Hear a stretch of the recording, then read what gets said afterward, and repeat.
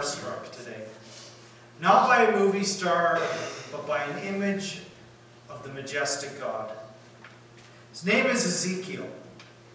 Ezekiel is one of the longer books of the Bible, yet one that I don't look at that often. Preachers don't preach on very much. And as I was studying, get ready for a sermon series we're going to do over the next 2 months, I actually found very little material that was written out there. There's a pastor who's made available to other pastors all his sermons over the years to kind of look over, to get ideas from. And so I went to look at his stuff, and he's been preaching for over 30 years and discovered that he's never preached once on Ezekiel. I was amazed by that because it's one of the longer books of the Bible. Sometimes we might remember one story out of Ezekiel. There's a story about these dry bones that come back to life. And often that's the only little bit of Ezekiel we might know. Bottom line is, this is a book, incredible message. It's a book about the least deserving, being flabbergasted, being overwhelmed, because God Himself appears in a mighty and strong way somebody who is being punished. The book starts off in the 30th year, in the 4th month, on the 5th day of the month. I'm going to stop there for 2 seconds. We might ask 30 days of what? It's being written by a gentleman by the name of Ezekiel. It's in his 30th year. And it's probably been written right about the same time of year. Every months don't exactly correspond with our months, but this would probably be early summer, probably about the middle of June, so right about right now. And so Ezekiel's writing as he turns 30 years old. In fact, the fact that he's making a big day out of this date might even be an indication it's his 30th birthday. It's going to come important in a second. As I was among the exiles by the Chebar Canal, the heavens were open, and I saw visions of God. On the 5th day of the month, it was the 5th year of the exile of King Jehoiachin, the word of the Lord came to Ezekiel the priest, the son of Buzi, in the land of the Chaldeans by the Chebar Canal. And the hand of the Lord was upon him there. That's our introduction to Ezekiel. You might be saying, what on earth is this all about? He's a priest. He's ready to take his stand as a man of God. But he's in the wrong place. It talks about the Chebar Canal there. The land of the Chaldeans. He's far away. See, all the priests thought Jerusalem was the place to be. Jerusalem was a place, the temple of God. It was a place where God acted. But he is in a place that the Psalms describe in this way. By the rivers in Babylon, he sat down and wept. This is a place of sadness, a place of weeping. Sin in Israel has brought down punishment from God. And Babylon, a great empire, attacks. And an evil king is taken away in chains, and they install his son. But within 3 months, he too is dragged away. And the Babylonians allow a pretender to come to the throne, a king of their choosing by the name of Zedekiah. And anybody who was important, they dragged off to Babylon with this king. And the people back in Jerusalem thought, whew, we escaped the punishment of God. We're still here. Although judgment's actually about to fall on them. They didn't know this at the time. And Ezekiel and another group are dragged off, and they're forced to live and settle in a city called Tel Aviv. It's not like Tel Aviv, the city in Israel. Tel Aviv, which means destroyed city. Would you like to live in a place called Destroyed City? A few years back, I read a book on the history of Grisey Fjord, which is the most northerly community that's permanently populated in Canada. Back in the 1950s, the Canadian government went through parts of northern Quebec to the Inuit who lived right on the edge of the Hudson Bay and told them that they had this wonderful place for them to live. They kind of tricked them, and they dragged him off to the farthest northern part of Canada with this thought that we needed to have settlements up there to claim our sovereignty in the far north. And they got up there, and the Eskimo, they know to live up in the north, right? But they got up there and discovered there's no food, there's nothing up there. It's empty, wastelands, tundra. And somehow they scraped out a living. It was really bad for the individuals who went up to live up there. There was no economic possibilities. It was isolated. It felt like punishment. But it was good for the nation that an outpost was established up there. Well, that's kind of what's happening to the Hebrew people. They're put in this place where there's no economic possibilities, there's no chances for them to get forward in life. And they're told, for the good of the empire, we want you to sit there and stay there. It's not a good place to be. Ezekiel turns 30. That means in the Hebrew culture he's become a full adult. It means he's ready to take his place as a temple priest. One who stands between the nation and God. But the temple is gone. God is far away. God is punishing him. This is a place of death. This is a place of economic devastation. It is a place of hunger. It is a place of loss. Have you ever been to any of those places? You ever been to a place where you've lost a lot? Ezekiel has seen many of his family and friends die. He has lost his career, he has lost his home. It's all gone, either because God has abandoned them, or because their God was not as strong and powerful as the Babylonians. God has always acted out of the temple in Jerusalem, but it's gone. All hope is gone. This is the framework, the foundation of the book.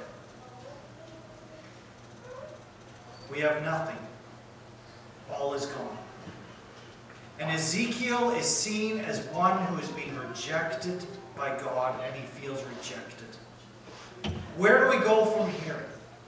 I've entitled this sermon series Pathways, because in the thickest of forests, when we can see little, that is where we need the path the most to take us home.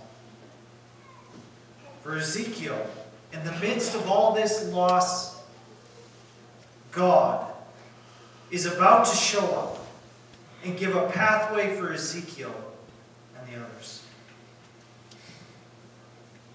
As I looked, behold, a stormy wind came out of the north, and a great cloud with brightness around it, and fire flashing forth continually. And in the midst of the fire, as it were, gleaming metal. And from the midst of it came the likeness of 4 living creatures. And their appearance, this was their appearance. They had human likeness.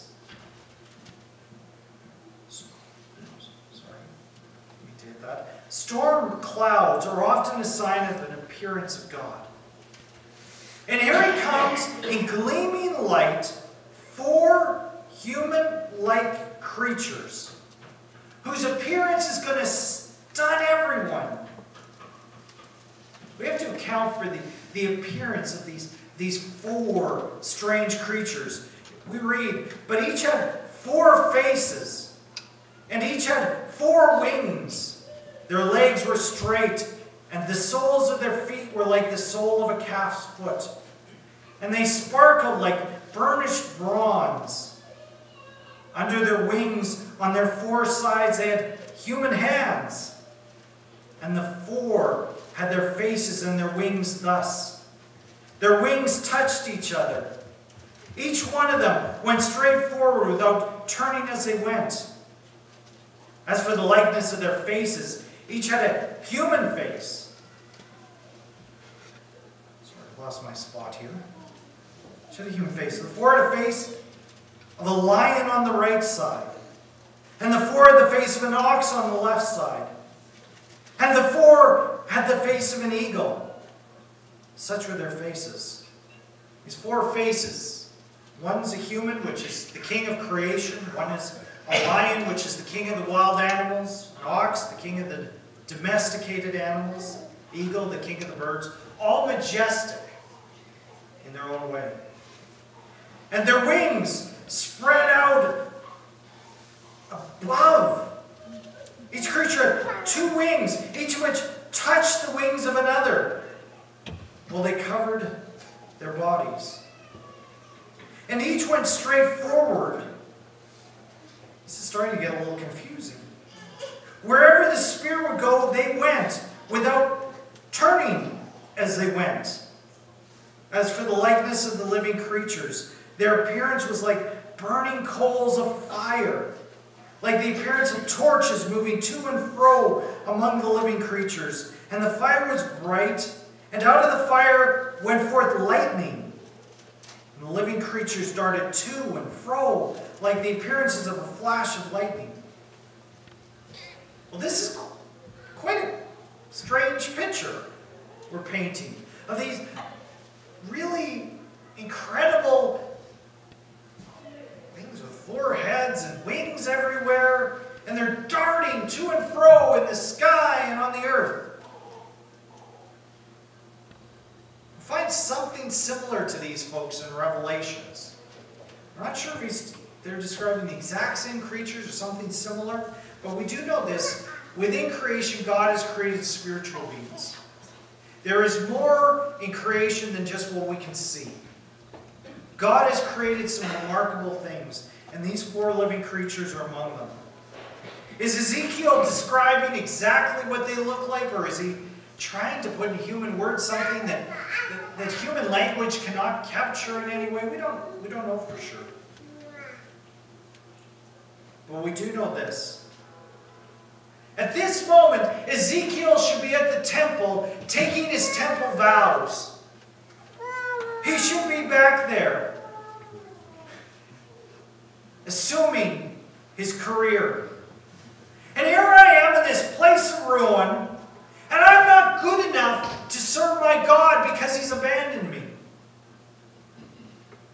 I've had people tell me over the years that invited them to church, and they say, well, they can't come to church because surely if they stepped in the building, God would make the roof fall in on them or something like that.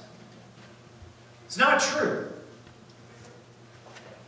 But sometimes we can feel that way, can't we? And here we have a remarkable image because God is pushing the people away. Because they're being punished. But at the same time that God is trying to get their attention by doing this, now he swoops in and he starts pulling them back towards himself. In the midst of their punishment, God he's pushed them, but now he's coming back to them. And he's pulling them in and inviting them in. We're in a day where the church is often being seen as complacent, materialistic, shallow, and at the same time it's been shrinking, becoming more and more irrelevant and struggling. I don't think we've hit rock bottom by any stretch. Maybe we're becoming somewhat irrelevant because God's trying to get our attention to call us back to something deeper. And at the same time that maybe God is punishing, God is drawing us deeper.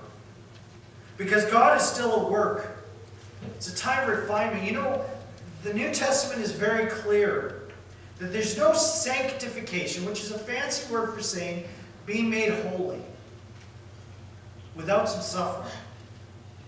Unless we go through difficult moments, we never grow. Romans 5 verse 3 says, not only that, but we rejoice in our sufferings, knowing that suffering produces endurance. A few chapters later, Paul picks up, for I consider the sufferings of this present age are not worth comparing with the glory that is to be revealed in us. In moments of suffering, it is here perhaps that God works his greatest. And here, when Ezekiel hits his lowest moment, when he has lost even his career, he is being reminded, because he's turning 30, of the fact that he should be back in Jerusalem. He should be back there taking his place as a servant of God.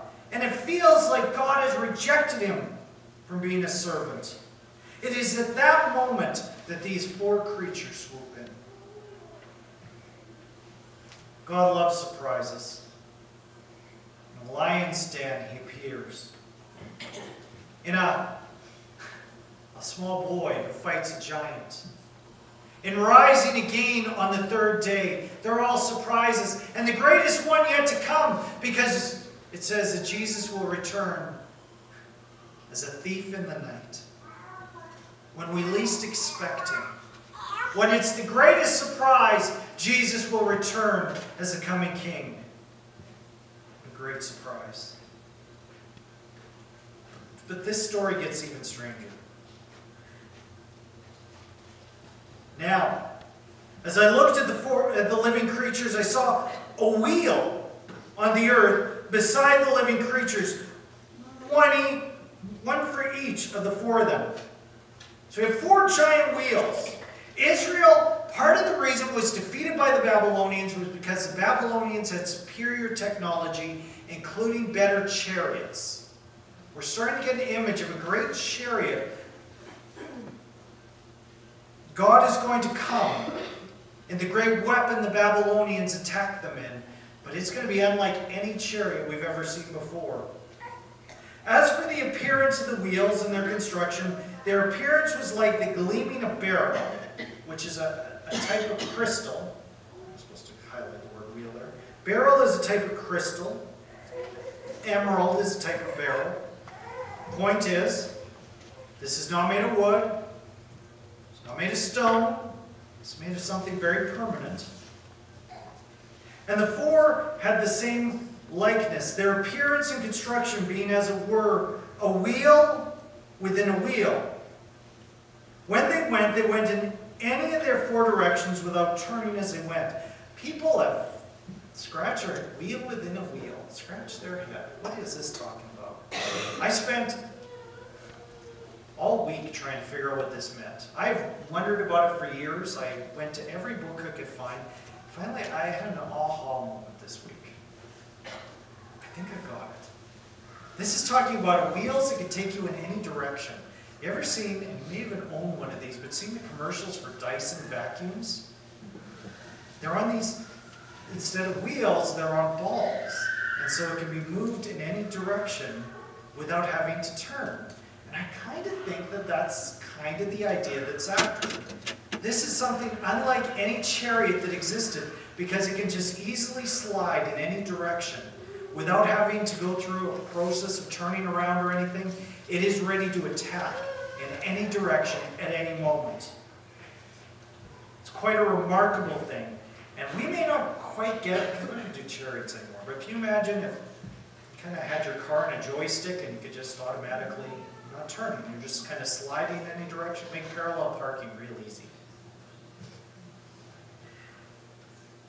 And the rims were tall and awesome. And the rims of all 4 were full of eyes all around. This chariot's getting really weird. It's got eyes. You can see it. Don't think you can hide from it. You can see anywhere. These are chariots with smart technology. And when the living creatures went, the wheels went beside them. And when the living creatures rose from the earth, the wheels rose. Wherever the Spirit wanted to go, they went. And the wheels rose along with them. The spirit of the living creatures was in the wheels. When those went, these went. When those stood, these stood. And when those rose from the earth, the wheels rose along with them. The spirit of the living creatures was in the wheels. They never make a mistake. They always go where they're supposed to go. People have read about these 3 wheels and come up with a couple of different possible conclusions. I've got a book on my shelf that I was given a number of years ago that has the claim in it that this is proof that UFOs visited the ancient world. not so sure. Others have made the claim that Ezekiel and the others were moving now deeper into the heart of Asia, and they were running up against things that they had never seen before, such as poppy plants and opium and heroin. And maybe Ezekiel was as high as a kite. Honestly, a lot of people have come to that conclusion. I mean, how else do you come up with this stuff? There is a third option. He was visited by God. That seems the most likely to me. Has God been defeated? Not a chance. And God is working in an unusual way. Ezekiel was supposed to serve God. He was supposed to be a priest. He needed to be back in the temple doing what the people of God had always done. Because God always, in the past, had acted out of the temple. God does not always work the same way all the time. And sometimes we're tempted to say that God did this in my life. God did this in my life. And therefore, He has to act exactly the same way in yours. Whether it be through a certain liturgy, or some have said speaking in tongues, or a certain style of music, or a certain way of preaching. But God acts different. God's bigger than our moments. Temple, God acted a certain way. But God is always bigger than the way we expect Him to act. Ezekiel missed out on being a temple servant. But God swoops in and proves Himself to be bigger than he could have imagined.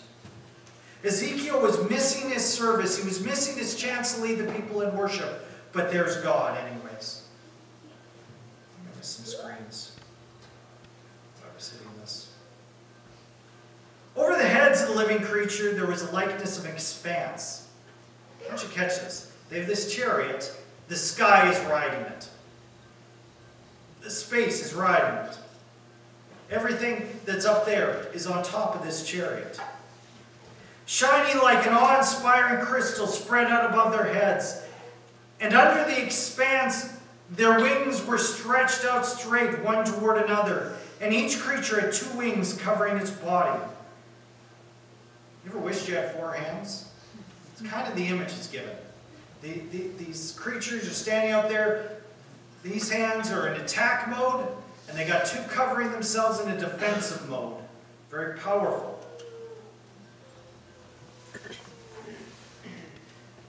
And when they went, I heard the sound of their wings like the sound of many waters, like the sound of the Almighty, a sound of tumult, like the sound of an army.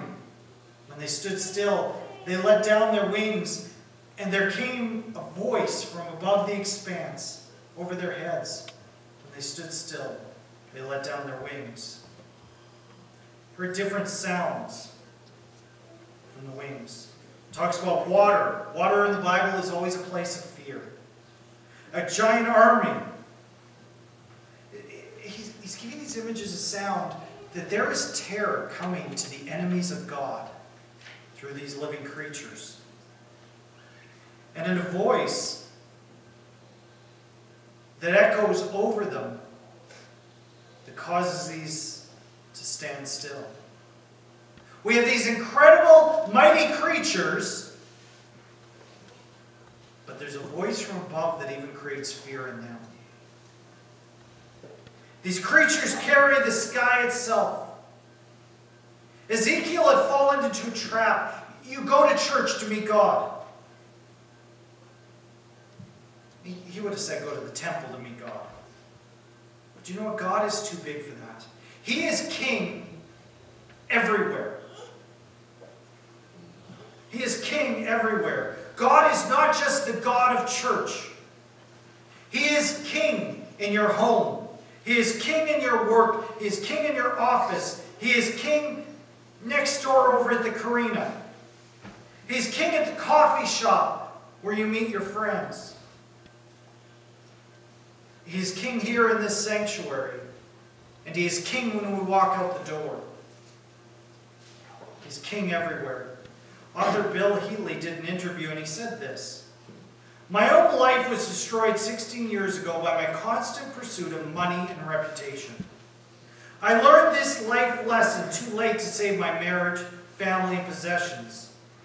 What I needed to embrace was the relevance of Jesus in every aspect of my life and my work." In his book, The Divine Conspiracy, Dallas Willard describes job discipleship as doing your job as Jesus would. This is the very heart of Christian message. And we cannot effectively be an apprentice of Jesus without integrating our job into the kingdom among us. If we believe that Jesus makes his home with us, then we take him with us wherever we go. We learn from him how we should do our job. Jesus teaches us the loving nature and creative purpose of work that his Father designed and desires. He shows us how our work fulfills his purpose. No matter how mundane the task may seem, God is king wherever you are. And above the expanse over their heads, there was a likeness of a throne above. Finally, we're here. The living creatures are at the bottom that control the chariot, but they're just a prelude to the real show. Above the sky itself is a throne, or at least a likeness of a throne. And we look up in eager anticipation, and we've got these mighty creatures, and we've got these wheels and wheels, and we've got the sky. What's on top? What kind of magnificent creature do we see there? In appearance, like sapphire, and seated above the likeness of the throne was a likeness with a human appearance. Human? With these incredible living creatures? With these wheels? Everything else? And we have somebody up at the top who looks like us? The wonders never cease because Jesus is at the top. The one who was to become human. Not in likeness in the end, but to actually become one of us. We have this great king who comes to us. Who comes to us at our level and joins with us. Upward, from what had the appearance of his waist, I saw as it were gleaming metal, like the appearance of fire enclosed all around. This is some armor. It's incredible armor of fire. Like nothing else that had ever been seen before. Like nothing else will we know. And downward, from what had the appearance of his waist, I saw as it were the appearance of fire, and there was brightness all around him, like the appearance of the bow. This is something. What's this? Of the bow that is in the cloud on the day of rain. So was the appearance of the brightness all around. There's a rainbow. You go back to the very beginning of Genesis, right through the Bible, the rainbow is not a ferocious thing. A rainbow is a sign of the grace of God. He comes in all this armor and power with a rainbow. A promise of mercy and grace. This king, mighty, has come as one who brings mercy. Such was the appearance of the likeness of the glory of the Lord, and when I saw it, I fell on my face, and I heard the voice of one speaking. There's only one thing Ezekiel can do at this moment, that's fall down and worship. He listens to this voice, and what the voice says we're going to hear in next week's sermon. But back in Jerusalem, followers of this false king are saying, those men over in Tel Aviv, like Ezekiel, they're the ones being punished by God, rejected. But here's God coming. And the message that Ezekiel is given is this. This is your God. Do not dare take your eyes off of him. God has become secondary. They're looking at their worries. They're looking at their enemies. And God comes out saying, you're suffering. And many here have suffered a lot in recent years. I know that. And we don't want to minimize it. But God comes to a suffering people, a people who have known death and loss, and says this, look at me. No defeat is my defeat. I will win, I will conquer. I've often heard of people say, you know, one day when I get before God, I want to ask him about this that happened. And I think for the most part it's going to be more like Ezekiel when we get before God. We're going to fall down on our faces and worship.